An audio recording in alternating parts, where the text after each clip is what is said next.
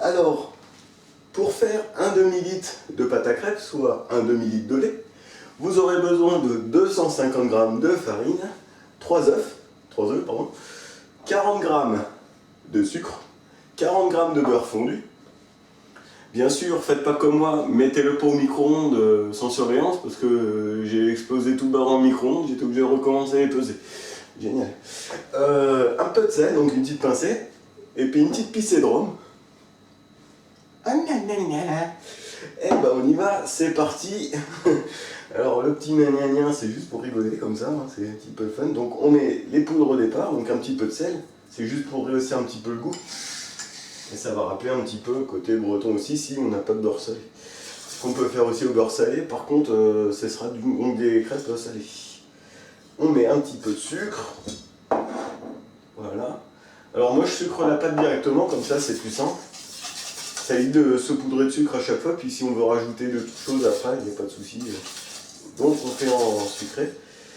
Donc là on va mettre après on va mettre les œufs, donc on fait un genre de petit puits. Hein. Donc le puits tout simplement c'est en fait du coup un petit trou au milieu du.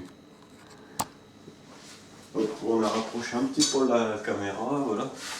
Donc c'est un petit trou comme ça à peu près, donc essayez de faire à peu près. Donc en fait on fait ça pour bien mélanger au fur et à mesure. Parce que si on mélange pas assez au fur et à mesure, du coup c'est un peu plus compliqué.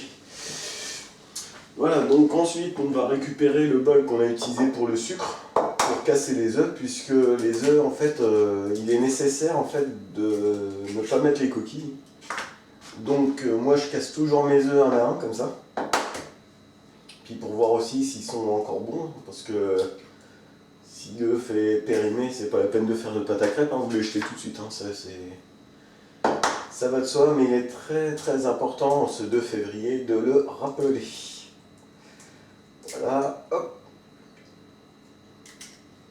Donc on se débarrasse des coquilles, on peut les broyer puis les donner aux poules, aucune objection. Hop, on va donc ajouter les œufs dans la fameuse préparation. Je vais rapprocher un petit peu encore plus la caméra puisque en fait j'essaye de aujourd'hui en fait et comme les prochains tutos en fait de vous rapprocher au plus possible pour que vous ayez vraiment l'impression tout simplement d'être dans ma cuisine et de faire comme si c'était vous en fait qui cuisinez. Donc du coup il est important que vous voyez bien ce que je vous fais. Donc la pâte reposera donc 1 heure après être fabriquée. Donc voilà, on casse un petit peu les œufs comme ceci. Alors moi j'ai acheté de la bonne farine que j'ai tamisée au préalable. Il existe aussi des farines fluides maintenant que vous pouvez acheter pour la pâte à crêpes, c'est aussi bien. Alors on peut le faire à la main, mais on peut le faire aussi au blender. Mais le faire au blender, ça nécessite que du coup vous mettez tout dedans et c'est pas pratique si vous voulez contrôler en fait l'épaisseur de votre pâte. Donc chacun veut, si on veut gagner du temps, on peut faire au blender. Si on veut être plus basique, simple, efficace, on le fait au fouet, ça dure pas longtemps. Donc le beurre, on le met dans le lait directement. Comme ça au moins on est sûr que ça va bien se mélanger. Alors, c'est le même principe que la pâte à cannelle de Bordeaux. Sauf que la pâte à cannelle de Bordeaux, elle est enrichie avec des jaunes d'œufs, me semble-t-il. Et puis ça se repose jusqu'au lendemain. Là, on va la laisser reposer. Comme elle va reposer pendant une bonne heure, on pourra tout à l'heure faire sauter les crêpes.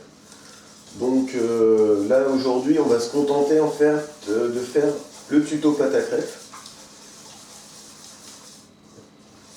Alors bien sûr, si vous avez peur que ça fasse des grumeaux, vous pouvez utiliser le blender.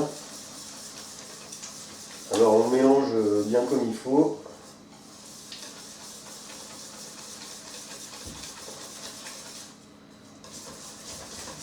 Donc là en fait on fait une première dilution. Enfin dilution, c'est ça fait un grand mot un peu chimique, ouais, c'est normal. La cuisine ou la pâtisserie, c'est un peu de la chimie, hein, donc on mélange bien. Bien sûr, si la pâte elle est trop épaisse, c'est pas grave, vous pouvez rajouter, une fois qu'elle est assez reposée, donc un peu de lait ou un peu d'eau. Et ça va vous permettre tout simplement d'obtenir du coup de casser un peu ces grumeaux, ou alors voilà, si les grumeaux et tout, sinon vous voulez passer la pâte après au travers d'une passoire ou d'un chinois ou d'une étamine ou un... Enfin ouais, chinois, ouais, c'est vrai qu'aujourd'hui on appelle ça comme ça, ou alors un passe-sauce, s'il y en a qui préfèrent, pour pas heurter la sensibilité en fait des habitants de ce beau pays qui est la Chine. D'ailleurs c'est le nouvel an chinois. Et aussi cette année, donc si vous voulez, c'est l'année du tigre, hein, donc n'hésitez pas du coup à faire des petits repas, allez, acheter des petits repas chinois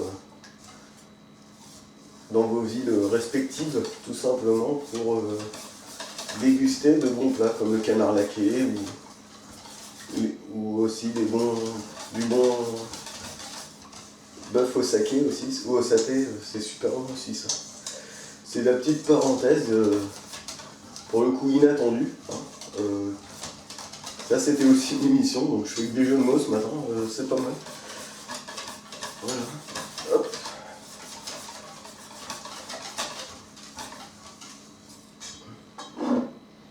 On va mettre le rhum. Alors, vous pouvez mettre la quantité qui vous fait plaisir. Moi j'aime bien mettre un bon bouchon, puisque c'est du bon rhum que j'ai acheté, c'est pas le rhum à pâtisserie qu'on trouve habituellement. Celui-là c'est du rhum ambré de la martiniquaise, hein, donc un bon rhum de Martinique. Voilà, donc là vous voyez, vous avez bien mélangé, donc finalement vous n'allez pas avoir autant de grumeaux que ça. Donc bien essayer de bien casser quand même les petits grumeaux qui pourraient être autour là. Et ça c'est pas toujours sympathique à manger. Surtout quand vous avez du monde à la maison qui veut venir manger une de vos crêpes, une petite crêpe. C'est toujours plus sympa d'avoir des crêpes, on va dire, sans venin.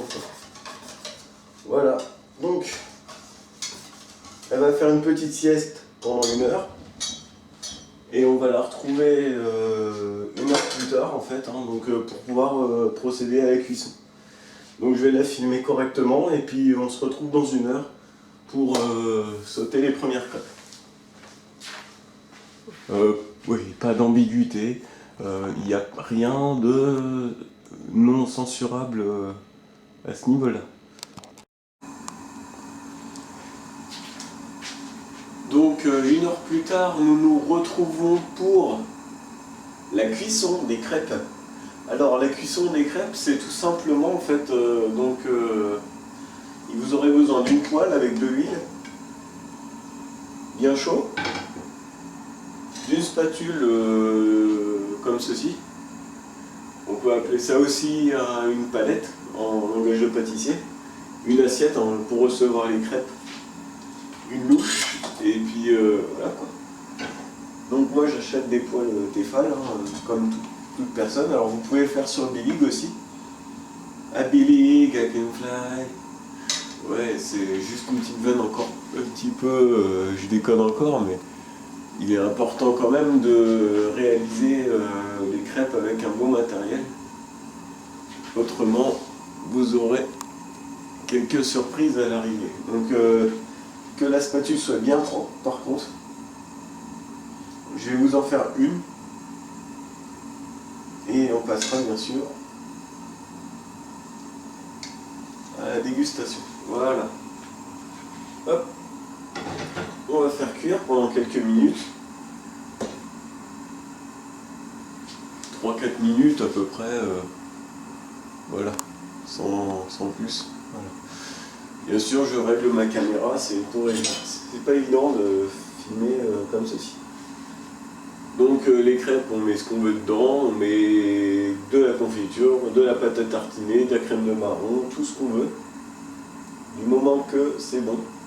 Donc il y a plusieurs variantes pour la pâte à crêpes, hein. Vous pouvez utiliser toutes sortes de farines. Si vous êtes allergique au gluten, et ben, farine sans gluten. Si vous êtes plus amateur de crêpes au sarrasin, donc galettes au sarrasin, donc farine de sarrasin. Et donc voilà. Donc, on va vérifier un petit peu. Pour l'instant c'est encore un petit peu paluchon sur les bords déjà, donc on le voit aussi à l'intérieur, donc il faut faire attention. Parce que plus votre crêpe, vous allez vouloir la retourner au plus vite, moins elle sera cuite, moins elle sera jolie à regarder. Donc,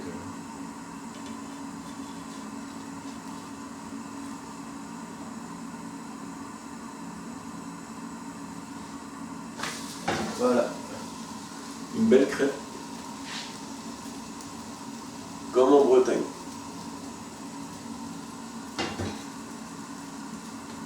Merci à tous d'avoir suivi cette vidéo de Tonton Casserole concernant les crêpes pour cette Chandeleur 2022. Je vous dis à très bientôt. Sortez bien entendu couverts du masque ou non. Prenez soin de vous. C'était Tonton Casserole. On se retrouve dans quelques semaines pour une autre recette. D'ici là, portez-vous bien. Bonne Chandeleur à tous. Et puis, si vous avez des idées pour les vidéos, n'hésitez pas à me le dire dans les commentaires.